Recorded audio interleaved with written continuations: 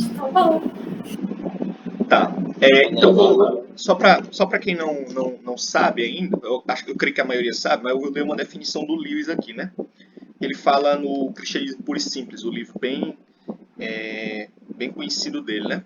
Ele diz assim: de acordo com um esquema mais longo dos autores antigos, existem 7 virtudes. 4 delas são chamadas virtudes cardeais e as restantes virtudes teologais. As cardeais são as que toda pessoa civilizada reconhece. Já as teologais, em geral, só os cristãos conhecem. Então, isso é uma definição bem simples, né? Mas que aponta um pouco, né? Porque a gente vai lidar. Acho que a Bia vai entrar um pouco nesses assuntos hoje aí, mas é com ela. E hoje a gente vai lidar com a... Vocês percebem que a gente vai lidar hoje com a primeira, né? Esperança, a primeira virtude teologal. E as próximas são as outras, né? Vou pedir aqui para quem está com a câmera aberta, Peregrino, fazer uma oração. E a gente já começa, já passa a palavra para a Bia.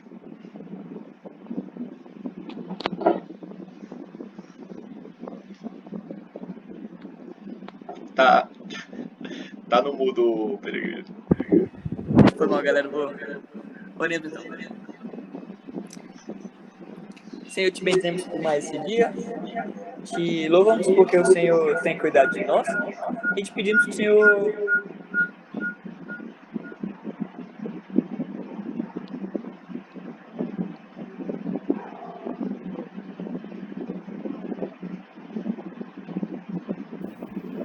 Desculpa, pessoal, que estava dando... Vamos lá.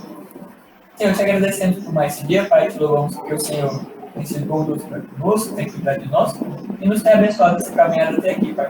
Te peço que o Senhor nos abençoe na nossa meditação sobre felicidade, sobre virtude, nas meditações sobre as virtudes teologais. O Senhor possa estar, pela obra do Teu Espírito, que comanda em nós a fé, a esperança e o amor e nos fazer mais parecidos com Cristo Jesus, meu Deus.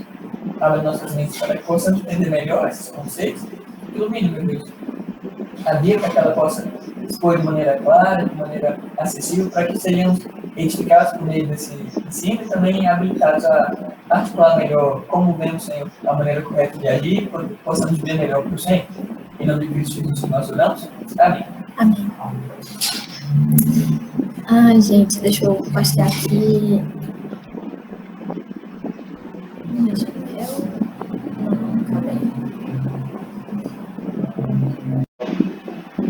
Tá vendo? Todo mundo vendo na minha, tá vendo?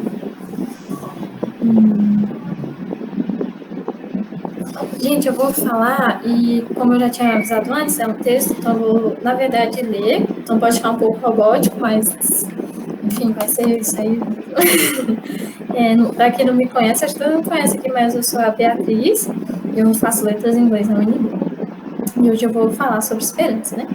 Eu fiquei muito feliz de ter sido chamada para essa palestra, porque eu tenho lidado já há algum tempo com esse dilema, né? Não com a esperança, mas com o dilema de sofrimento.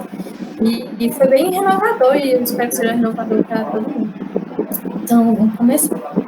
Mas antes de irmos propriamente para o tema, acho que é importante a gente entender algumas definições antes. Que são... a definição de virtude já foi desenvolvida aqui nas palestras anteriores, mas eu vou dar uma passada rápida sobre isso. Na definição de Tomás de Aquino e Agostinho, uma virtude é uma boa qualidade da mente que ninguém pode fazer mau uso e que Deus trabalha em nós e sem nós, além de fazer seu portador bom e suas ações boas também. Temos 2 classificações para as virtudes, que são as cardeais e as teologais. As virtudes cardeais são temperança, justiça, prudência e fortaleza ou coragem, né? E as cardeais se manifestam no ser humano de forma natural. Quando Aquino explica esse ponto, ele define natural de 2 formas: natural de forma geral nos seres humanos e natural de forma individual. Ele define então, que essas virtudes, menos as teologais, estão em nós de forma individual e que se explicaria porque um pode ter uma virtude e outra não. É natural para algumas pessoas terem e para outras terem outras, né? Também é necessário notar que elas se manifestam de forma rudimentar, né? Que é bem primária no ser humano, que elas precisam ser desenvolvidas pelo agente, né? Pelos bons hábitos. Longe também de serem manifestadas de forma perfeita em nós. Agora, entrando na diferenciação das teologais. As virtudes teologais são fé, esperança e caridade, ou amor. As virtudes teologais são classificadas com esse nome exatamente por ter como fonte e fim o próprio Deus. Ou seja, elas são infundidas em nós pelo próprio Deus, a fim de que tenhamos o maior bem possível. Essa definição da Igreja Católica, gente, não se espanta, é só porque foi a melhor definição que eu achei, que tem como origem, motivo e objeto imediato o próprio Deus. São infundidas no homem com a graça santificante, tornando-nos capazes de viver em relação com a Trindade e fundamentam e animam o agir moral do cristão, vivificando as virtudes humanas. Elas são penhor da presença e da ação do Espírito Santo nas faculdades do ser humano. As virtudes teologais dão razão e amplificam as virtudes cardeais, né? E elas são infundidas em nós de forma sobrenatural. Elas fazem com que sejamos mais prudentes, mais fortes, justos e sóbrios, né?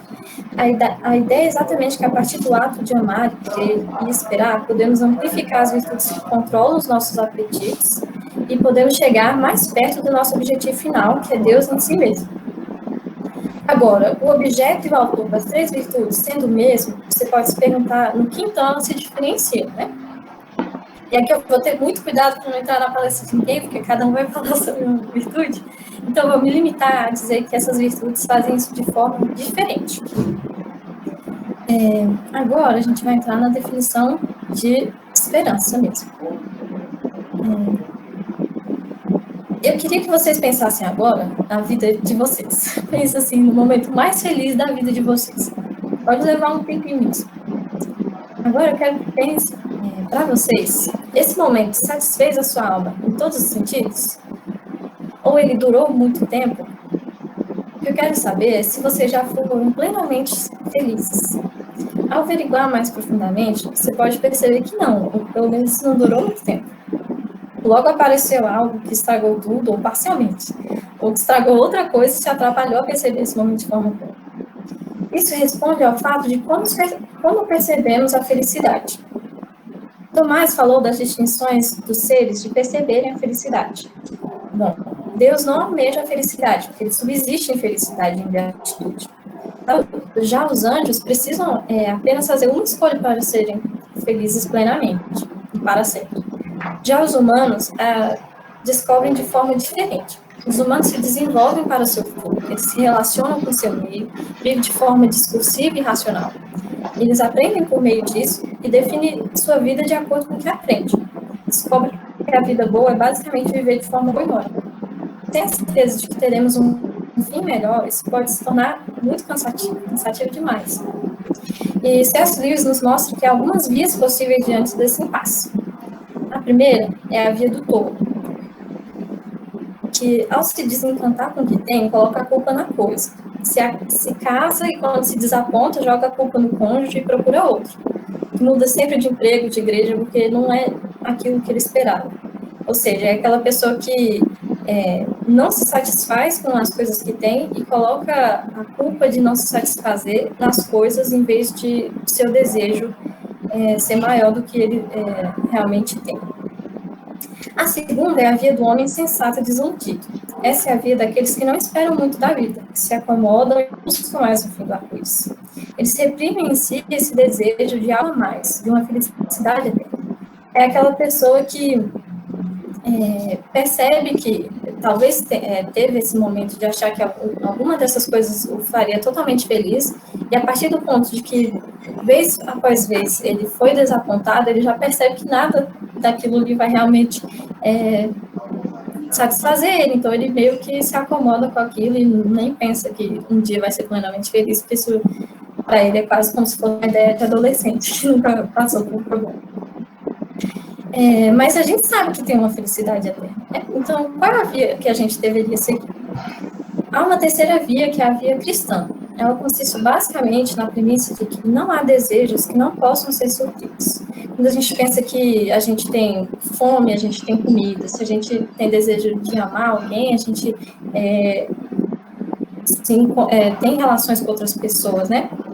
Então, se há um desejo, é aí que surge, né, a frase célebre, muito famosa do C.S. Lewis, que é assim: Se descobre em mim um desejo que nenhuma experiência desse mundo pode satisfazer, a explicação mais provável é que fui criado para um outro mundo. Então, basicamente, há anseios em nós que são eternos e que nada nesse mundo pode suprir, a não ser o próprio Deus, que é eterno. Mas isso é importante notar que isso não anula os prazeres terrenos, como se eles fossem um tipo de enganação ao invés de bênçãos. Na verdade, eles servem como um eco, um despertar para a necessidade de algo maior, ou que ajudam a demonstrar de forma bem menor o que será essa felicidade.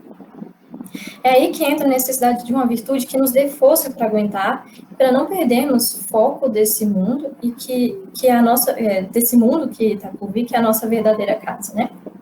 E essa virtude é a esperança.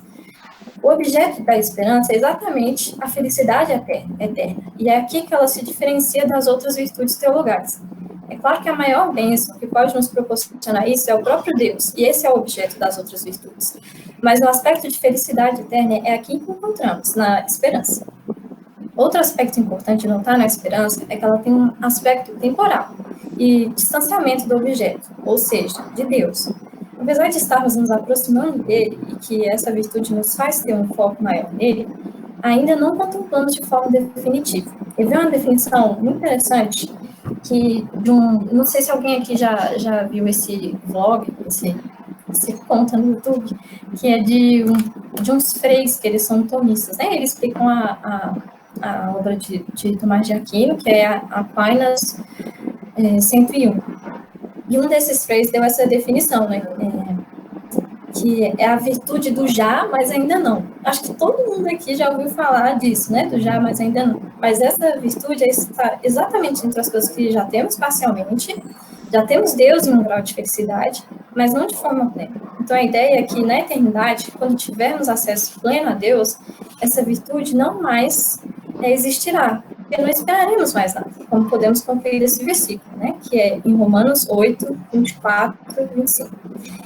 Pois nessa esperança fomos salvos, mas esperança que se vê não é esperança. Quem espera por aquilo que está vendo? Mas se esperamos o que ainda não vemos, aguardamos-lo pacientemente. O que esperamos então? Agora mudo aqui o slide também. Acho que antes de chegarmos aí, precisamos entender o porquê não somos plenamente felizes agora.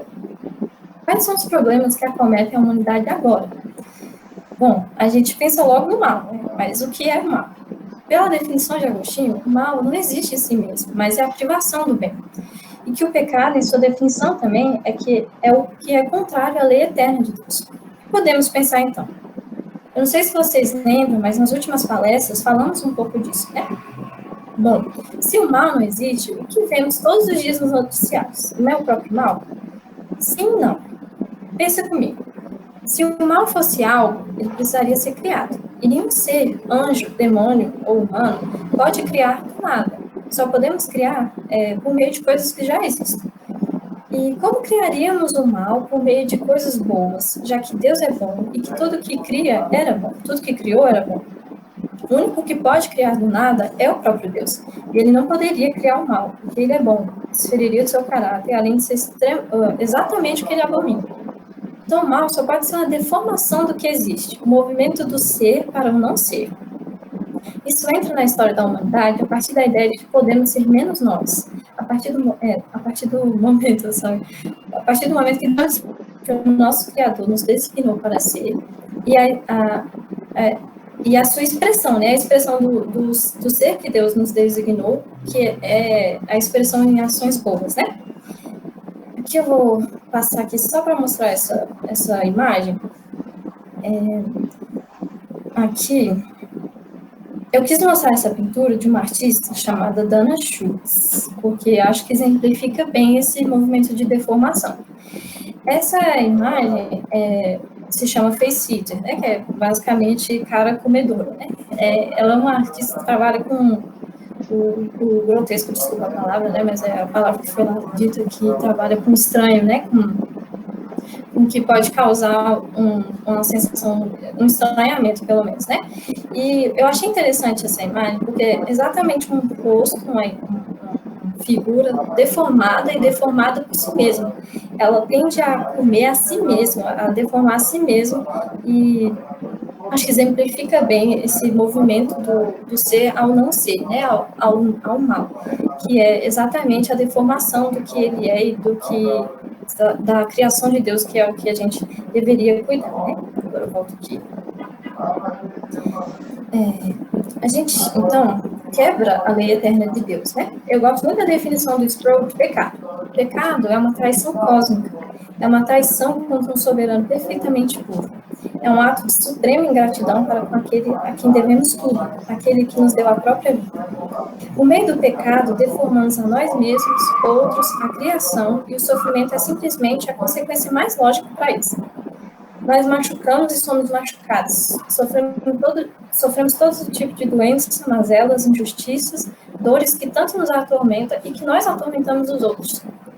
Todos mancham o nome de Deus, insultam vez após vez o único que é santo e que não há injustiça. E somos separados de Deus por conta disso. Somos inundados da depravação total, no sentido de ter atingido todas as áreas do ser humano, todas as áreas da criação. Não completamente, mas todas elas. E nós, criados para sermos os mordomos e cuidadores do cosmos, é quem coloca em desordem, né? E o que a Bíblia nos diz sobre isso é que o salário do pecado é morte. A morte no Antigo Testamento, esse é um conceito que o N.T. Wright vai trazer, geralmente é relacionado a exílio. Quando Adão e Eva comeram o fruto, da fruta proibida, eles foram exilados quando o Senhor disse que eles morreriam, né? E eles morreram de fato. Eles foram separados de Deus. Nossa relação com Deus foi tremendamente deformada e somos tidos hoje, agora, como inimigos de Deus. Como nos fala esse versículo. Eu coloquei a marcação, mas vai ter lá na frente, depois eu vou voltar para esse aqui. Mas o versículo que nos mostra isso é: antes vocês estavam separados de Deus e na mente de vocês eram inimigos por causa do mau procedimento de vocês. Outra coisa também é que a morte é mais um movimento para o não ser. Bom, nós não existimos sem um corpo, e o ser humano não é uma alma usando um corpo enquanto dá, mas é uma alma e um corpo. Quando morremos, deixamos esse aspecto de nós também, e além de não sermos, não desfrutamos daquele que é plenamente e nos faz ser, e somos, pela morte física, também exilados daqueles que amamos. Sempre há separação na morte. Agora, vamos dar aqui o slide.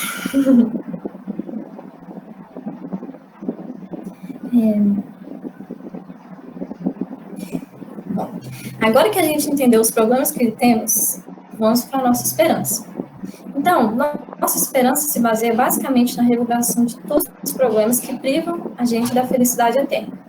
Toda a esperança está na obra de redenção, por meio de Jesus Cristo. Gregório de Nazianzo, difícil falar o nome, Gregório de Nazianzo, diz que aquilo que não foi assumido não pode ser redimido. E o que o Cristo fez foi exatamente... Ai, desculpa, eu vou fechar essa janela aqui para não ficar de moto.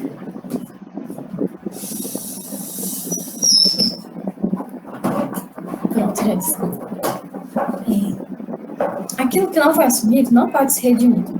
E o que Cristo fez foi exatamente assumir a nossa natureza, para assim redimir nossos feitos, e redimir em todas as áreas possíveis, em todas as dimensões possíveis do nosso ser. O próprio Deus assumiu a nossa natureza e tinha a autoridade para revogar tudo que nos afastava e afasta do ser de Deus em si mesmo. Ao ressuscitar, ele vence sobre o domínio do pecado da morte e redime em si tudo o que tínhamos estragado. E por meio da obra dele de ressurreição, podemos esperar que ressuscitaremos também, e que a morte não mais nos afligirá. Podemos esperar, assim, como esse versículo esse tem marcação, assim, 1 Tessalonicenses 4,14. Porquanto, se cremos que Jesus morreu e ressuscitou, da mesma maneira devemos crer que Deus, por intermédio de Jesus, estará juntamente com ele os que nele faleceram. Também podemos esperar que não acabará os nossos dias de felicidade, não haverá mais choro, porque nos tornamos herdeiros de Deus da obra irrevogável da redenção, como diz esses versículos. 1 Tito 3,7. Ele fez a fim de que, justificados por sua graça, nos tornemos seus herdeiros, tendo a esperança da vida eterna. E Apocalipse 21, 4. E lhes enxugará dos olhos toda lágrima, e a morte já não existirá. Já não haverá luto, nem pranto, nem dor, porque as primeiras coisas passaram.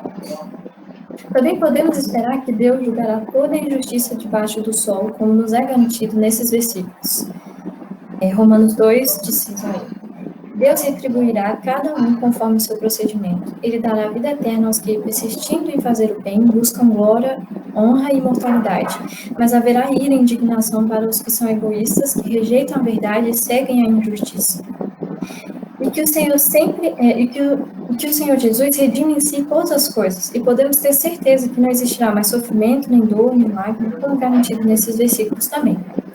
E por meio dele reconciliar-se consigo todas as coisas, tanto as que estão na terra quanto as que estão nos céus, estabelecendo a paz pelo seu sangue derramado na cruz. Colossenses 1:20. Temos também a reconciliação com o nosso Deus por meio da obra de Cristo, como nos garante esses versículos. Pois ele nos resgatou do domínio das trevas e nos transportou para o reino do Filho amado, em quem temos a redenção, a saber, o perdão dos pecados. Colossenses 13:14.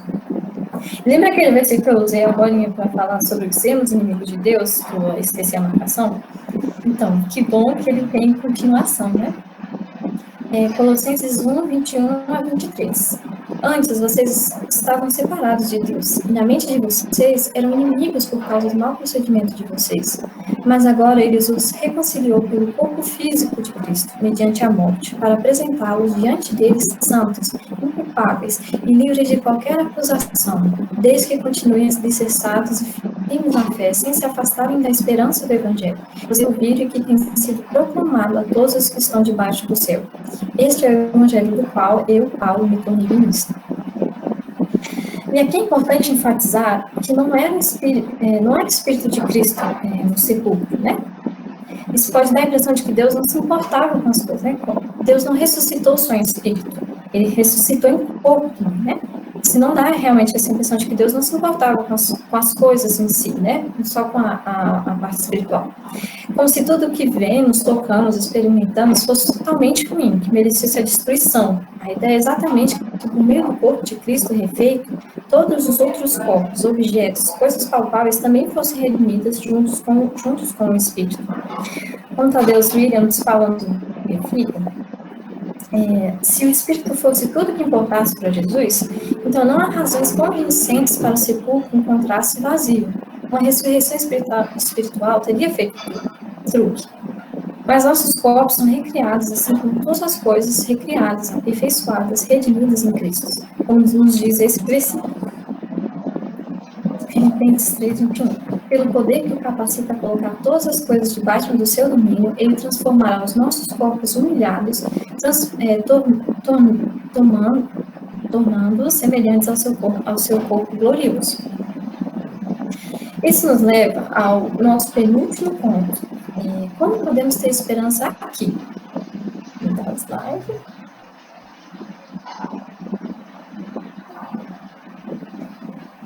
N.T. Wright sugere 2 tipos de engajamentos aqui. O primeiro é ver a morte como um livramento. Novamente, a ideia de que aqui é o inferno, que vai ser destruído, seremos levados para o céu, que é a nossa esperança, né? Mas que o resto aqui vai virar cinzas. Isso pode nos levar a uma concepção muito errada de que a morte é a nossa esperança, e não a obra do Senhor. Como vimos até aqui, a morte não é uma solução, mas um dos problemas a serem vencidos.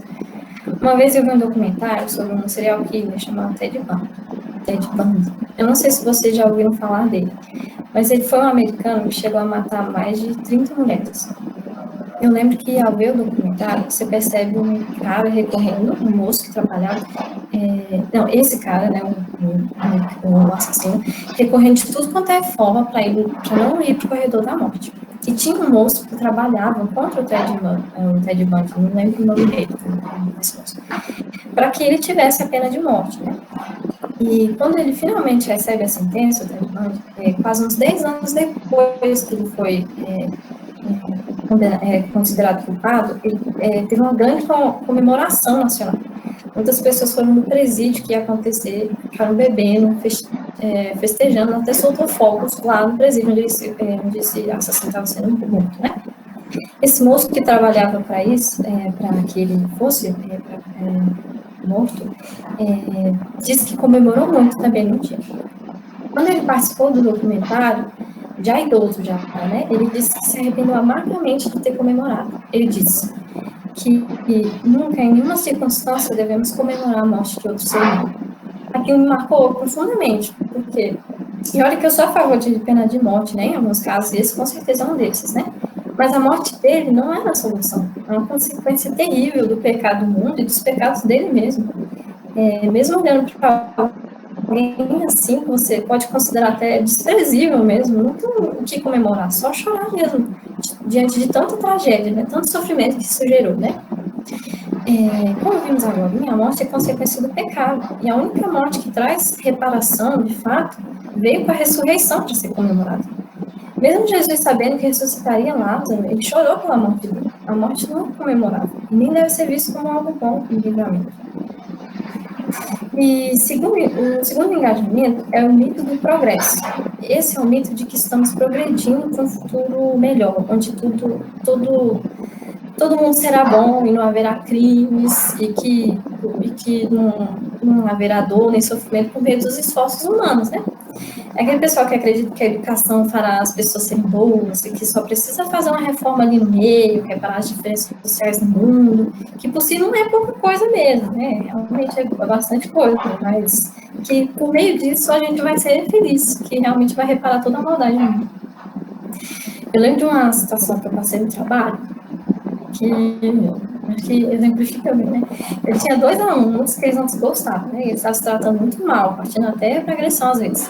E assim, eram os dois se provocavam. E um deles falou para a tia que ele estava sofrendo bullying. É uma história um pouco diferente, né?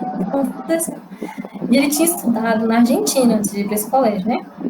Aí a tia dele veio falar comigo sobre isso, falou assim: o que está acontecendo com ele? Ele estava muito abalado. Lá na Argentina ele não passava por isso. Lá não tem isso de bullying, não tem maldade. Todo mundo divide o lanche lá, tem até o dia da bondade lá.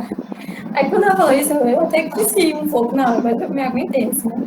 Pensei, nossa, mas que maravilha, né? Eu vou pra lá agora, né? Trabalho com criança boa assim. Talvez a educação lá seja melhor mesmo. Estou falando isso, ou que tem um sentido maior para a bondade dos alunos.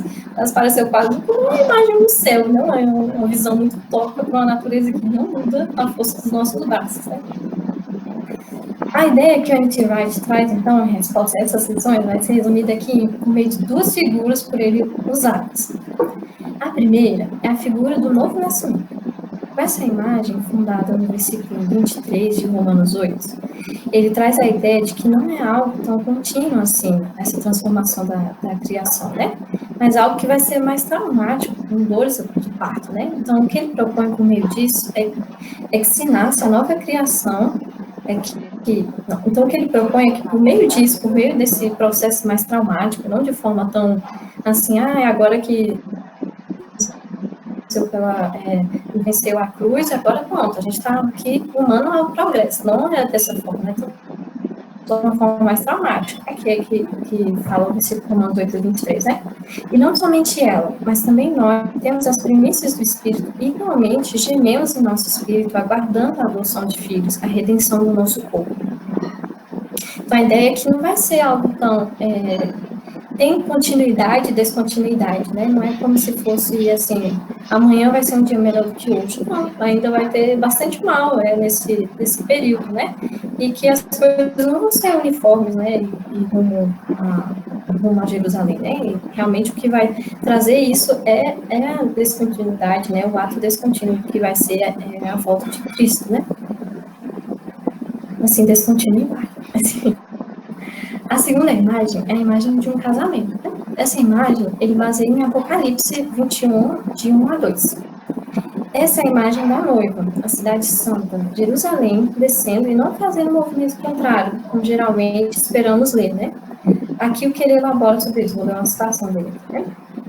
Essa é uma rejeição definitiva a todos os tipos de gnosticismo, a toda visão de mundo que entende que o propósito final é a separação entre Deus e o mundo, entre matéria e espírito, entre terra e céu. É a resposta final à oração do Pai Nosso, que o reino de Deus venha e que sua vontade seja feita, assim na terra como no céu. É a isso que Paulo está se referindo em Efésios 10, ao afirmar que o plano de Deus era convergir em Cristo todas as coisas, tanto as do céu como as da terra.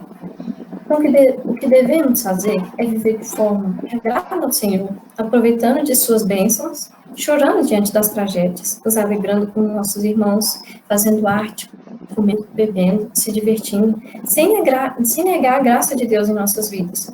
Devemos saber que as coisas que fazemos aqui importam para sempre. As boas ações terão frutos para sempre conosco, e as ruins serão parte da redenção também.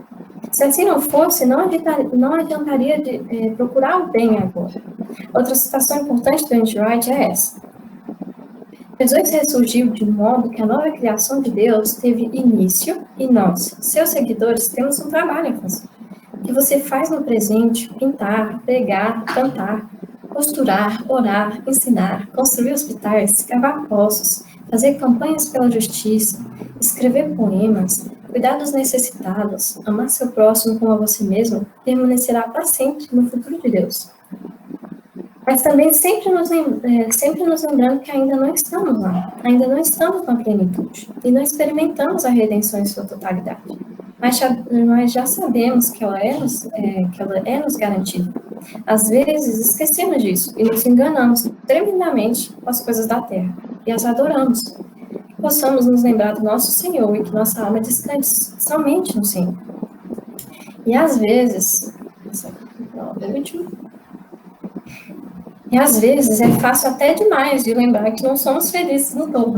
Mesmo que às vezes experimentamos muito sofrimento ou a dor, às vezes que seja muito difícil ser feliz aqui, que possamos ser felizes pelo menos na esperança de que um dia seremos de fato plenamente felizes. Que desfrutaremos do nosso Deus sem nenhum empecilho, como nos é garantido nesses versículos. Né? Que o Deus da esperança os encha de toda alegria e paz por sua confiança nele, para que vocês transbordem de esperança pelo poder do Espírito Santo. Romanos 15, 13. Alegrem-se na esperança, sejam pacientes na tribulação e perseverem na oração. Romanos 12, 12. Então, o que a gente tem que fazer diante desse dilema de ainda não ser a nossa pátria, mas também não ser sem importância para o Senhor, essas coisas, é de fato viver cada dia de cada vez, realmente chorando com os que choram e se alegrando com os que se alegram. E realmente saber esperar, ter a graça de perceber que mesmo que a gente sofra agora, a gente não vai mais sofrer depois. E que mesmo que a gente se sinta separado de Deus, às vezes distante de Deus, isso vai acabar em um tempo. Isso realmente não vai durar para sempre. O que vai durar para sempre, na verdade, é o contrário, é que a gente vai permanecer junto a Deus. Nada mais nos irá separar disso. E, de fato, a gente vai ter uma cidade santa, uma cidade que não haverá mais injustiça, mas as que acontecem aqui hoje ainda nos afetam, né? E de bom que nos afetam. Isso significa que a gente não está de acordo com a injustiça do mundo, mas que a gente se abala com isso. E que a injustiça será, de fato, julgada, né, pelo Senhor. E a gente vai ser depois privado de qualquer mal, de qualquer movimento a não ser, né? Uma coisa também que é interessante é que não tenham a ideia de que, porque a gente já tem essas coisas garantidas no Senhor, que a gente vai ter todas as bênçãos, a proteção do Senhor agora, porque não é assim que funciona. Infelizmente, a gente ainda está sujeito ao sofrimento e ao mal. Mas que a gente possa realmente confiar de que um dia sim, teremos tudo isso, né? E, gente, é isso. Até que eu falei bem rápido, porque eu tinha, sei lá, escrito umas 9 páginas, então estou bem feliz que eu não fiquei 1h30 falando. E agora eu vou abrir espaço aqui para as perguntas.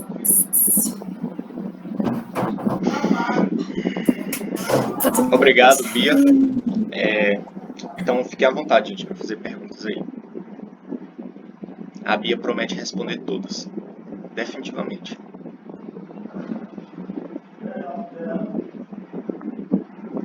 Pode fazer, gente.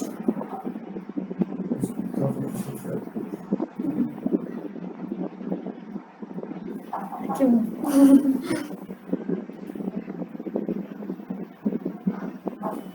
Não dá meu nome na Eu chamada, tenho né? uma, mais ou menos, assim, não sei se eu sei bem formular essa pergunta. Pode Mas é que, fazer. por exemplo, na questão da problemática do mal, né? Ele passa uma visão que eu gostei muito. E eu até queria saber qual que é o nome de quem você está citando, porque eu esqueci total. Sobre o mal não E eu existir? queria saber se tem outras visões nesse aspecto da problemática do mal, e se ele... Como é que eu posso formular? Se ele se baseia em alguma outra coisa, assim, para fazer essa afirmação. Minha mãe, desculpa. Não, tudo bem. Olha, essa é a visão de Agostinho, né? E sim, tem outras visões para essa problemática do mal, né? É que, por exemplo, eu acho que muito forte dentro da teologia reformada, a ideia de que o mal é tão nocivo, é tão destruidor, e é como se fosse algo mais forte dentro de nós, uma força, digamos assim, uma força em nós, que não dá para você dizer que não existe. Então, tem algumas ideias, não todas, é muito difícil esse dilema, porque exatamente envolve muitas coisas, né? Mas que algumas teorias reformadas que diz que sim, que existe sim o mal, mas que não fala que foi Deus que criou o mal. E também, porque eu acho que essa é a problemática, tem outras pessoas que chegam a falar isso, e quando fala isso, você já pode considerar herético, não tem como você falar que Deus criou o mal. Mas que tem pessoas que dizem sim que o mal existe, mas que não conseguem entender como não consegue exemplificar tão bem como que o mal, então, surgiu, né? Como que o mal foi criado. Mas, basicamente, eu acho que eu escolhi, inclusive, essa ideia exatamente porque eu acho que é a que melhor responde, assim, no todo, essa questão da problemática do mal, né? De realmente não existir, mas de ser um deformador das coisas que existem, né? E é de Agostinho mesmo. Tem outras pessoas que falam, mas basicamente é de Agostinho. Quem quiser o livro específico, ele desenvolve bem isso no livre-arbítrio dele, no Agostinho. Essa ideia aí que a Bia está falando. Eu acho que assim, o que pode gerar por conta disso, que pode ser muito difícil para a gente que é reformado, é a ideia de que realmente fica no campo mais da escolha, não de forças em nós que nos fazem. Enfim, se o mal não existe, é basicamente a ideia de você escolher a não ser o ser, deixar de existir em algum aspecto se o mal não existe. Então, o que existe são subprodutos deformados dessa junção de ser com não ser, né? E aí fica mais, a problemática realmente fica mais em questão de escolha, né? De livre-arbítrio e tal. Mas que é bom o Vitor ter falado, porque realmente acho que esse livro lida melhor no Vitor, né? Mas eu bastante. É interessante também notar que essa ideia do mal não tendo existência própria, ela aparece de forma quase bem difundida em várias correntes da tradição cristã como um todo, né? Aparece em Agostinho, mas no Oriente aparece em Atanásio, aparece em Gregório de Nissa, Gregório de Nazianzo, aparece como lugar comum na tradição cristã quase como um todo, né? Que alguns autores falam, como a Bíblia contou, do mal existir numa dimensão ética, não numa dimensão ontológica, né? Só que ainda assim isso envolve algumas problemáticas, porque, bom, se o ético está baseado em como as coisas são, por causa daquele aspecto teleológico da dimensão ética, então divorciar os dois completamente também não parece razoável. Então, mesmo que a gente fale que o mal exista só de maneira ética, como transgressão de um mandamento, como descumprimento de alguma situação, ainda assim, o aspecto ético não pode estar divorciado do aspecto daquilo que é. Então, uma distorção ética, de alguma forma, é agir de modo contrário ao ser existente, ou seja, que não tem existência própria em termos de ontologia, em termos de uma certa materialidade mais concreta, para assim dizer, né? Mas é mais por aí mesmo, assim.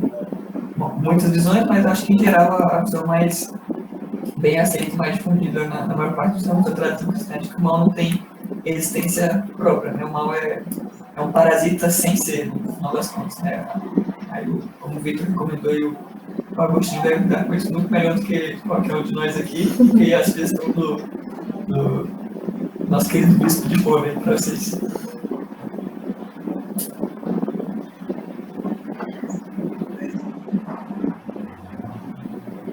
Mas assim, pra mim, eu acho que é uma corrupção do bem, que nem a Agostinho falou, concordo muito com o Agostinho.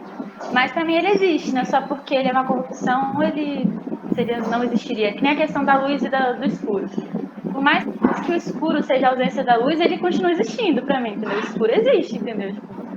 Sei lá, eu não concordo muito com essa frase de não existe, entendeu? Essa questão do existir aí, no caso, a gente pode falar de existir, mas não no sentido estrito. Existir na concepção clássica é possuir, ser. Existe aquilo que é, no final das contas. No caso de Deus, Deus é por natureza, a gente é por participação. Então, dizer que o mal existe significa que ele possui ser. Só que, assim, na teologia bíblica da criação, tudo que existe foi criado por Deus. E dizer que Deus criou alguma coisa que está em dissonância com o ser dele, ele cria algumas complicações um pouco maiores, sabe? É por isso que é um pouco complicado dizer que o mal existe, no sentido de existir como algo que vai além da mera ausência do ser ou da mera distorção daquilo que foi criado anteriormente. Talvez ele exista de uma forma. Você pode dizer que ele existe, mas tem que qualificar muito, e aí eu acho que a gente já está usando duas definições diferentes de existir. Aí, dependendo da definição que você usa, de fato, o mal existe, mas se você usa a definição clássica, o mal não existe. Eu iria por aí. Gabi, talvez dê para entender isso com a analogia do ferro e da ferrugem, né? Pensa na ideia do que é a ferrugem, né? A ferrugem, ela pode existir sem o ferro, ou a ferrugem é algo próprio de uma transformação que há no ferro. Você não vê, ali tem uma ferrugem, mas não tem ferro, como se a ferrugem tivesse existido só. Quando tem ferrugem, sempre tem ferro. E o ferro a ferrugem é exatamente a distorção do ferro, né? Então, talvez dê para pensar com base nessa analogia aí.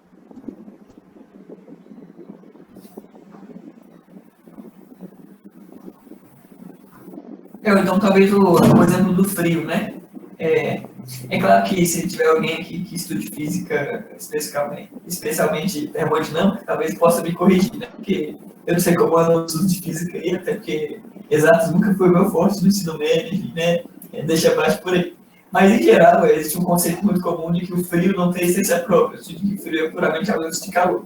Eu não sei se os físicos de plantão aí podem me corrigir, né? Mas, enfim, considerando isso assim, só para fim de exemplo, se o frio é a ausência de calor, ainda assim a gente não pode dizer que o frio é necessariamente a ausência total de calor. Ainda assim, porque existem situações que são mais frias do que outras, existem situações que são menos quentes do que outras no final das contas. Se a gente pensa o mal assim, de forma parecida com o frio, o mal seria simplesmente essa ausência de bem. Só que esse aí, em mares maiores e menores, são mares com mais ou menos bem, ou seja, com mais ou menos distorção do ser, no final das contas. Então, quanto mais frio, menos calor, da mesma forma, quanto pior, menos bondade ou menos participação no ser, criado de alguma forma. Eu acho que o exemplo da ferrugem, o exemplo do frio, são todos, o exemplo da luz e das trevas que você trouxe, né? As trevas existem mais como ausência de luz, no final das contas. De novo, se tiver algum físico aí para correr a gente, vai ser um pouco mais. Pelo menos no senso comum, e eu acho que o exemplo do senso comum funciona bem pra gente, já que a gente não vai dizer que frio e luz e ferrugem são coisas moralmente ruins no final das contas. São só ilustrações práticas dos nossos, como a gente ilustra, né, o mundo no final das contas. Mas assim, para ver se a analogia ajuda a compreender um pouquinho mais. Gabi, pensa no seguinte silogismo. Só para tu tentar. Tu concorda. Porque essa é uma discussão bem interessante porque a Bia está falando de esperança, né? Mas, Gabi, tu concorda que tudo que existe veio de Deus? Sim, mas é porque assim, tem a vontade. Porque assim, vocês têm que concordar comigo, por favor, que existe uma diferença entre quando Deus manda matar, por exemplo, e quando ele permite que alguém assassine. Tem uma diferença da vontade permissiva de Deus e da vontade ativa, decretando. Assim, tipo, ele decreta tudo, claro, mas ele também decreta permitir algumas coisas que ele não quer, ativamente, a situação em si, mas no macro é importante. Por exemplo, o pecado, né? No macro, o pecado foi importante, mas no micro, Deus não gosta do pecado, entendeu? E vocês entendem essa diferença? Tipo, no macro, Deus permitiu. Se ele permitiu, é porque era necessário em algum aspecto. Ele permitiu que o pecado estivesse no mundo. Então, no aspecto macro, isso era importante, necessário de alguma forma, para o propósito dele. Mas no aspecto micro, ele não queria o pecado, né? De ele ser abominável para ele o pecado, né? Enfim. Então, existe essa diferença. Então, para mim, Deus apenas permitiu que o ser humano realmente se depravasse. Ele permitiu isso. E a partir de Adão entrou o pecado no mundo. Não como se Adão tivesse autoridade para criar o pecado, nem nada disso. Mas como se Deus realmente permitiu isso. É assim como ele permitiu Adão dar os nomes para os animais, mesmo ele tendo toda a autoridade, ele falou, Adão, dá os nomes para os animais. Ele também permitiu que ele pecasse, que fizesse algo contra o próprio Deus. Então, é isso, sabe? Deus ele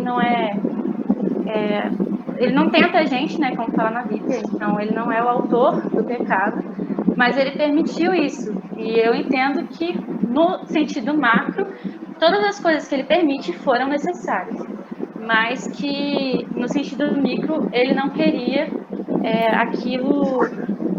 e vocês entendem a diferença? Então, para mim, assim, Deus, ele não criou o mal, mas, ao mesmo tempo, ele permitiu que o mal viesse, assim como ele permitiu o pecado. Entendeu? Eu entendi, Gabi. Esses pontos que você trouxe, eles são importantes de serem dados, mas é porque eu acho que são dois tópicos que são relacionados, com certeza, mas são questões diferentes. O que a gente está falando é sobre a questão da criação especificamente, a questão de se o mal possui ou não existência própria, a própria definição de mal.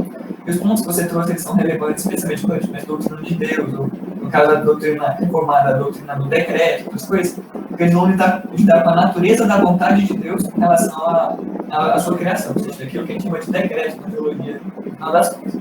Qual que é essa distinção que você trouxe?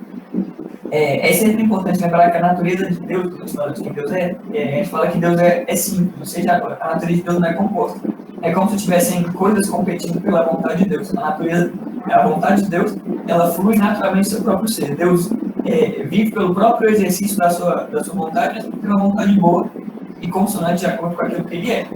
O que significa que quando a gente diz que Deus ele decreta alguma coisa, essa distinção é uma distinção muito mais didática para a gente aprender a maneira como Deus age no mundo, do que uma descrição de fato de como as coisas são da eternidade lá com Deus. Deus vive em luz inacessível, como o Tiago falou para a gente. Então, quando a gente fala da questão da vontade de Deus de permitir o mal entrar no mundo, não é porque Deus queria que o mal entrasse no mundo. Ainda assim, quando a gente fala que Deus não queria que esse pecado entrou, a gente não está falando que os planos de Deus foram frustrados. É porque a gente faz uma distinção, mesmo que só com relação à maneira como a gente percebe, não com o próprio ato da vontade de Deus em si, entre vontade antecedente e vontade consequente em Deus. A vontade antecedente, aquilo que Deus deseja pela própria natureza, tudo que Deus deseja é bom, ou seja, o objetivo proposto por Deus é bom. A questão é que, ainda assim, na vontade antecedente de Deus, como Deus deseja, coloca diante de si um objeto bom que ele deseja efetuar, no final das contas, ainda assim, esse objeto do desejo de Deus, ele pode ter consequências que a gente consideraria ruins, mas consequências ruins que a gente vai considerar contingentes. Contingentes no sentido de coisas que não existem por necessidade, elas existem simplesmente por alguma configuração específica que poderia ser de outro modo. A questão é que a situação vai ficar mais complicada se a gente misturar as duas discussões, porque aí vai faltar um pouco de clareza conceitual e a coisa vai ficar um pouco confusa na nossa mente se a gente confundir a discussão sobre a natureza do decreto e aí uma discussão um pouco mais complicada sobre a relação entre liberdade e decreto de Deus. Acho que isso é uma discussão um pouco mais difícil de lidar no final das contas, e a discussão sobre a natureza própria do mal em si e a natureza da criação. E quando a gente fala que tudo aquilo que Deus criou é bom, a gente fala isso para preservar a ideia central do monoteísmo bíblico. Porque no final das contas, como é que a gente pode dizer que existe alguma coisa mal no mundo se Deus é inteiramente bom e ele criou todas as coisas? Eu acho que é aí que é importante definir o mal, mesmo que a gente diga que, por exemplo, o pecado entrou no mundo por causa do decreto permissivo de Deus, ainda assim esse pecado ele não tem existência própria. É algo que a gente chamaria de existência parasitária porque ele não possui ser em si mesmo. A gente poderia falar disso de uma ontologia derivada da teologia da criação. A ideia que os escolásticos medievais falaram de que o bem e o ser são termos conversíveis, ou seja, são termos equivalentes. Se eu digo que algo existe no sentido estrito, eu automaticamente estou falando que essa coisa possui bondade inerente por si mesmo. Agora, se eu digo que algo não é bom, eu digo que aquilo falta de ser. E quando a gente fala de ser, a gente está falando de participação de algo que foi dádiva de Deus. E todas as dádivas de Deus são boas para a gente. A gente pode fazer uma distinção específica que nem toda a criação de Deus possui o ser no seu sentido pleno, ou seja, nem todas as coisas possuem participação igual ou equivalente ou equânime na vida que Deus propõe para a gente. Existem seres com maiores capacidades, com maiores dádivas que outros, pensando nos seres humanos e os animais. A gente tem uma racionalidade mais desenvolvida que os animais, como que a gente pode, tem ações mais propriamente qualificadas como ações morais, as nossas ações elas têm peso moral. Só que o bem que Deus nos concede, ele se envolve responsabilidade e pense comigo. Quanto maior a situação que você se encontra, quanto mais longe você se afastar daquilo, pior vai ser o estado final. Então, o bem automaticamente significa que a ausência daquele bem é um estado pior do que se você perdesse um bem inferior. Ou seja, quando você ganha, por exemplo, um filho, você ganha um relacionamento, você perder aquele filho, você perder aquele relacionamento, é muito mais doído se você não tivesse aquele bem no primeiro momento. Só que ainda assim, aquele bem vale a pena, mesmo com a potencialidade daquele bem ser perdido, por você ser privado momentaneamente daquele bem. Então, vale a pena para você arriscar entrar no relacionamento, mesmo com a possibilidade de que a pessoa morra, no final das contas, se algo aconteça no meio do caminho. Ainda assim, vale a pena porque aquilo é um bem objetivo. Só que perder aquilo vai ser muito mais dolorido, vai envolver muito mais dor, porque você não tivesse aquele bem no primeiro momento. Então, acho que da mesma forma, envolve a potencialidade da criação de tender para algum tipo de não existência, ou de tender por algum motivo que a gente não sabe explicar, porque explicar uma forma de racionalizar ele, ainda assim a capacidade das coisas não participarem do bem criado por Deus, ela é uma capacidade real, real no sentido de que existe a possibilidade das coisas não funcionarem como elas devem funcionar, não por algum defeito da criação de Deus, mas porque a gente é finito no final das contas. A dificuldade que fica aparente no final é a gente poder diferenciar a finitude de pecado no final das contas. E acho que essa é a grande questão da teologia da criação. Como é que a gente diferencia a finitude da pecaminosidade? Acho que por isso que a teologia reformada ela vai colocar o conceito de pacto, o conceito de aliança, para dar um conteúdo moral um pouco mais consistente para quando a gente trata de pecado, para a gente pensar no pecado em termos não simplesmente de ontologia, ou termos puramente filosóficos, mas em termos morais, no sentido de envolver um elemento narrativo e relacional, para a gente sair do elemento especulativo da natureza do mal e do pecado, para a gente entrar na natureza relacional e na natureza relativa da quebra da aliança. Eu acho que é aí que a discussão bíblica sobre pecado e existência do mal, elas ganham um pouco mais de concretude, porque aí o mal, ele não existe no sentido ontológico, no sentido de uma natureza má, mas ele existe no sentido de quebra de relacionamentos e de quebra de pactos. E aí eu acho que a discussão ela ganha um novo contorno, ganha um novo peso para a gente não identificar a finitude com pecaminosidade, sem ficar na discussão puramente filosófica e abstrata. Não sei se ajudou a entender. Eu acho que é aí que o conceito de esperança que a Bia trouxe, a ideia do exílio, você almejar voltar para aquele estado criado por Deus, aquele estado de bem-aventurança, florescimento humano, eles fazem sentido nessa dimensão narrativa e pactual dentro da história que a Escritura nos conta, especialmente a história da redenção, sabe? Eu acho que se a gente focar nos elementos narrativos, os elementos de pacto que a Bíblia apresenta, esses elementos um pouco mais filosóficos, analíticos, eles vão assentar muito melhor no nosso coração, mesmo que a gente não entenda eles completamente, mesmo que as analogias elas se mostrem falhas em algum ponto.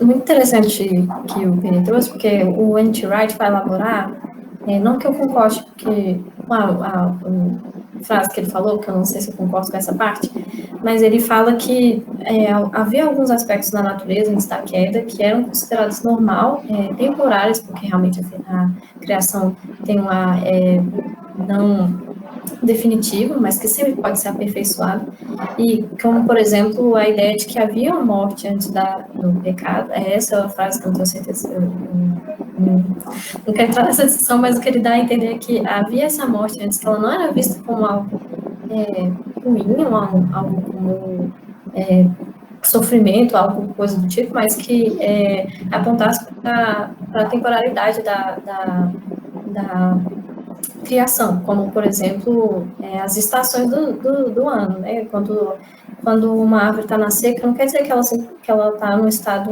ruim, né? Que aquilo é consequência do pecado. Não, aquilo demonstra um pouco a transitoriedade da criação, e não é necessário, não que eu digo que a criação vai deixar de existir, mas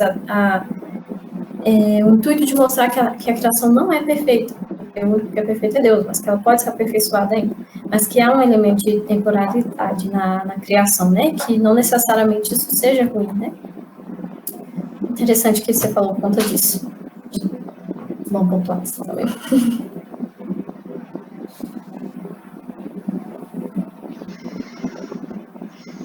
Mais alguma pergunta, gente?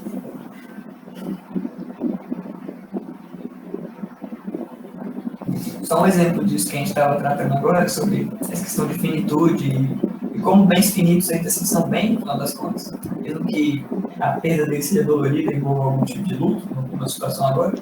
A gente, por exemplo, no Salmo 104. O Salmo 104 é uma narrativa alternativa da criação no meio da Bíblia. Às vezes a gente vai lá, vamos falar sobre criação, a gente vai lá para Gênesis 1 e 2, corre rapidinho. Tá certo, realmente é a primeira vez que a doutrina da criação aparece lá. Mas o Salmo 104 apresenta uma outra narrativa da criação. Mesmo que a ordem seja parecida com a ordem de Gênesis 1, ainda assim ele conta a história de forma um pouco diferente. Então é interessante que na narrativa da criação, o Salmo 104 fala que Deus ele dá presa ao leãozinho.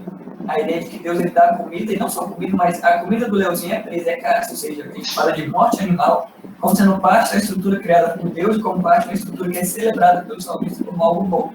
Isso significa que os animais não sintam dor, o que significa que a gente deve ser insensível, por exemplo, à questão do sofrimento da dor animal.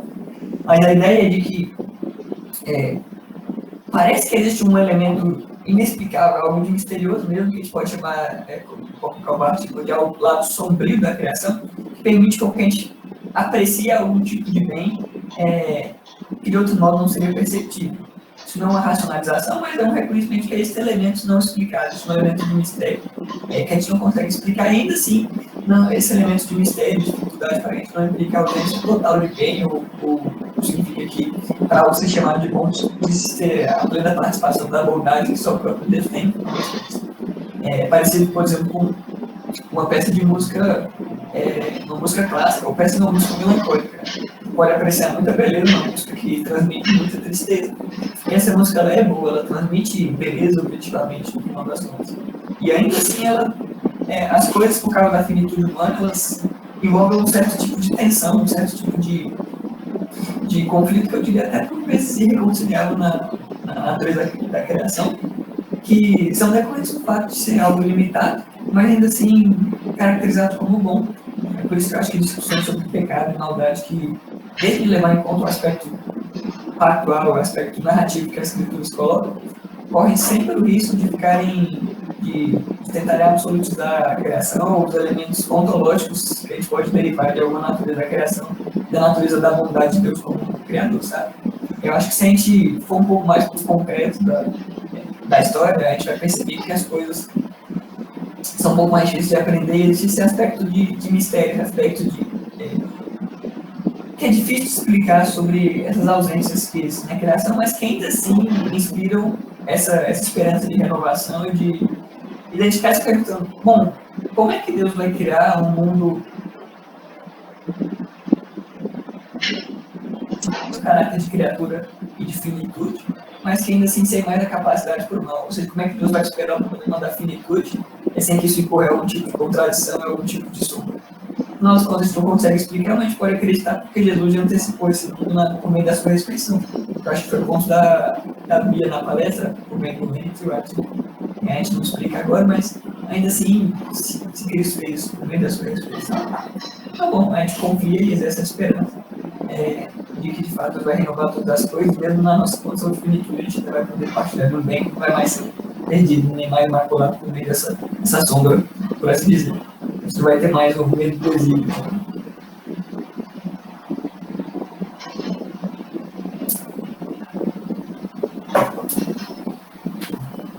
papel existe potencialmente, Gabi. O Aristóteles já talvez nos ajudasse com esse ponto.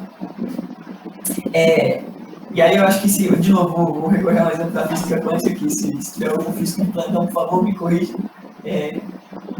Mas recentemente, alguns físicos da área da física quântica, eles se perguntavam sobre a natureza indeterminada dos elétrons. A gente sabe, ou pelo menos pressupõe, né, que os elétrons eles são totalmente caóticos, eles têm uma essência completamente inexplicável. Por que o elétron está aqui e não em outro lugar?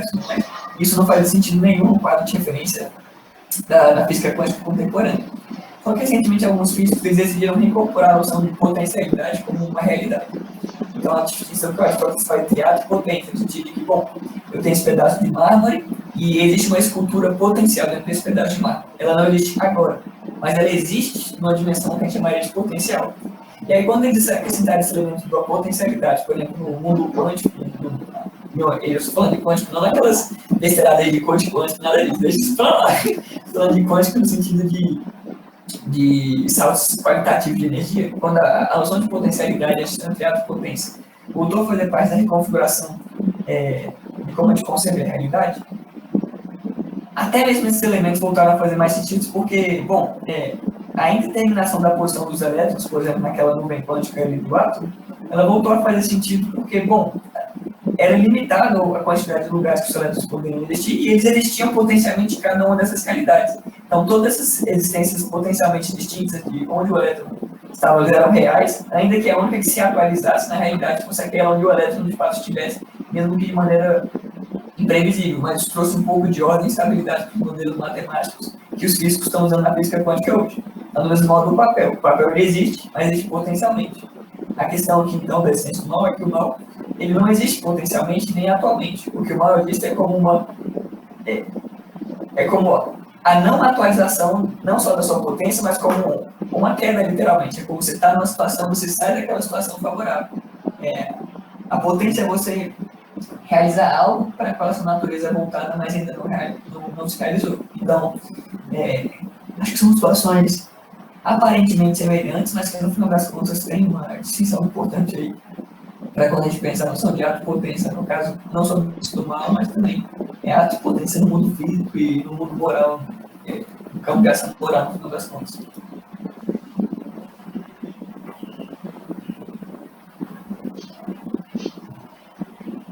Mais perguntas, gente?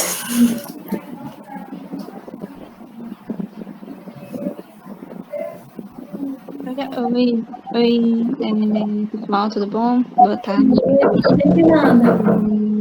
Bia, eu sinto muito, porque eu não consegui pegar o início da sua apresentação, sinto muitíssimo mesmo, porque eu estava super ansiosa para assistir essa apresentação. Mas só para eu pontuar e ver se eu entendi direitinho o que o Peregrino falou agora por último. Então, para você, Peregrino,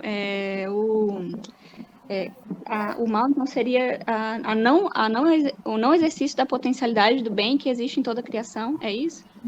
Isso, o mal é um defeito, que a gente não consegue explicar a origem, porque a potencialidade depende da existência, mas o mal é não existência, então o mal é a não realização da potencialidade por outra criação.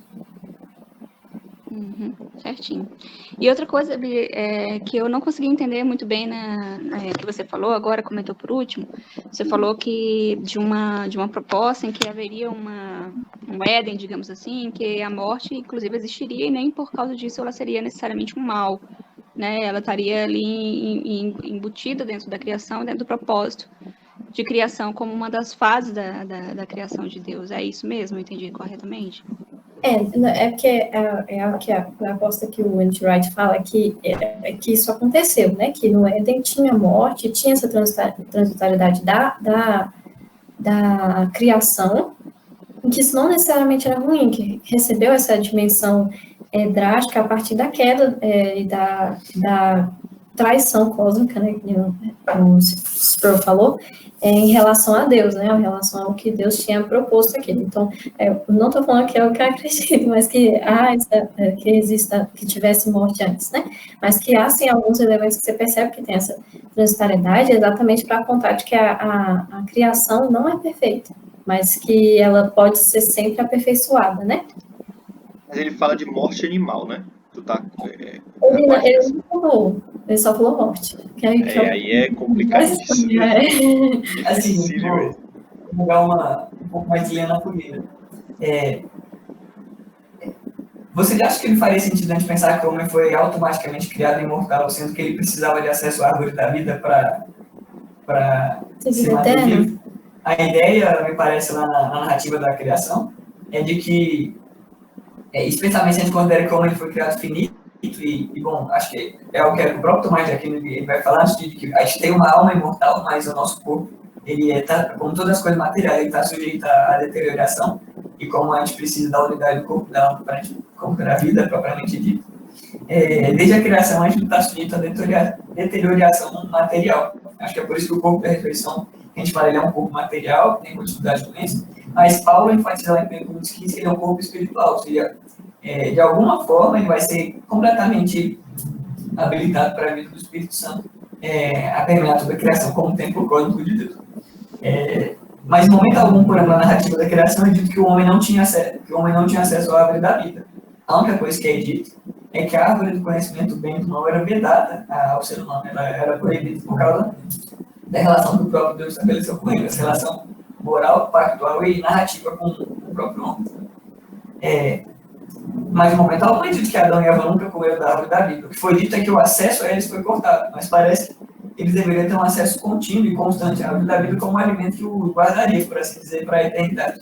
E muitos pais da igreja vão usar essa analogia com a ideia da ceia do Senhor, né? Com a Eucaristia como sendo o alimento para a vida, no sentido de que é se alimentando de Cristo, como fonte da vida que a gente guarda as nossas vidas para a eternidade, participando do corpo e do sangue dele, ou seja, antecipando em nós a ressurreição por meio da participação da comunhão da ceia do Senhor.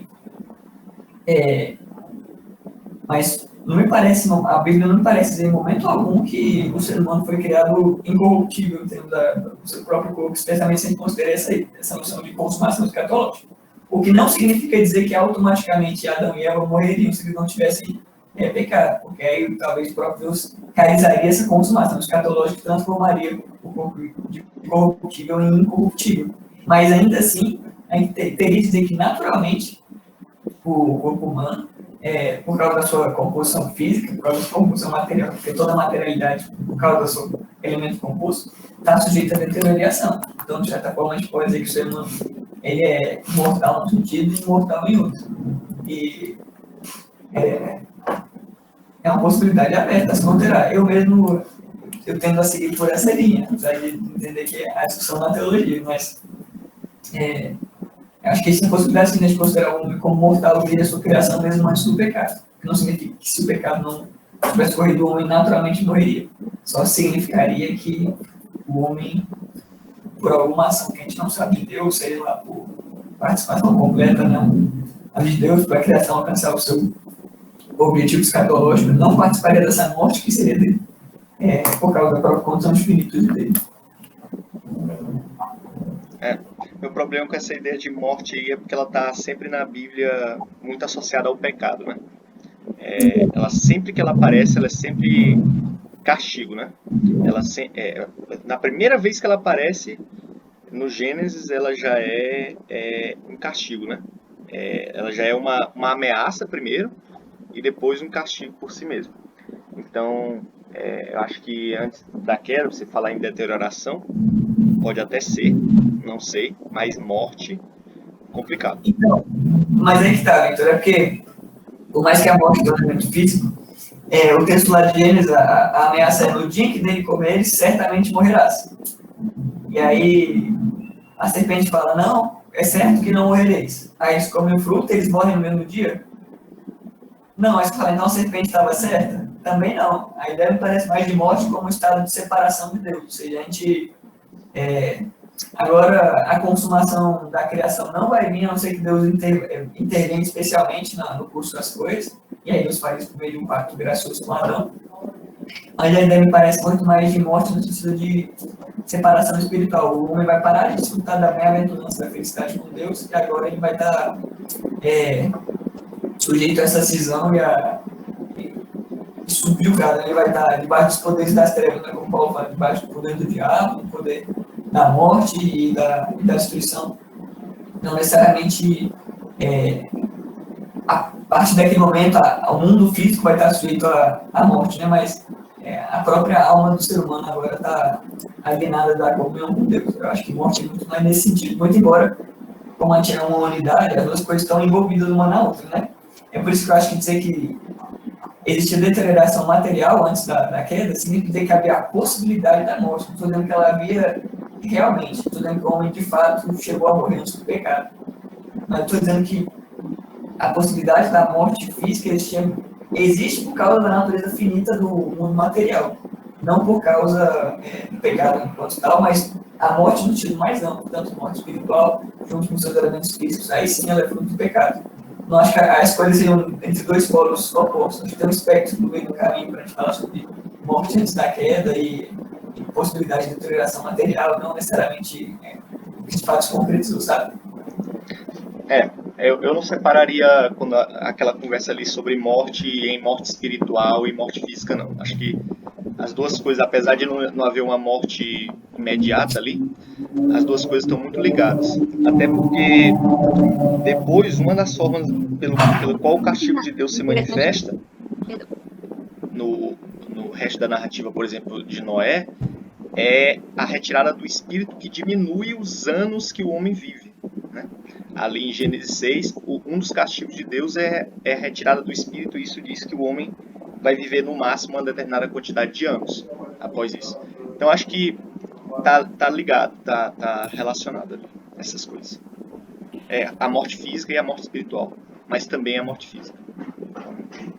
Sim, mas é porque o ponto é que